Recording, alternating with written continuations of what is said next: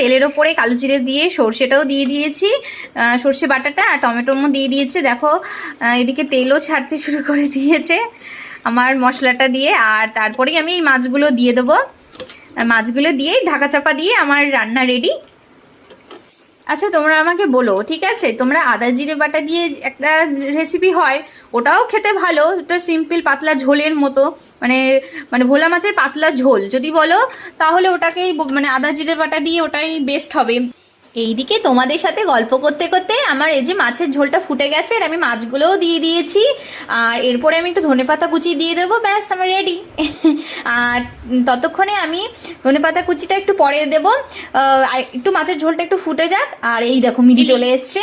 আর ওইদিকে তো দেখালাম তোমাদের ভেন্ডি আর আলুটা একদম কেটে রেখেছি, ওটাও একটু সর্ষে বাটা করে নেবো, একটু সর্ষে বেঁচে ছিল তার জন্য। এই ধনেপাতা কুচিটাও দিয়ে দিয়েছি অল্প করে।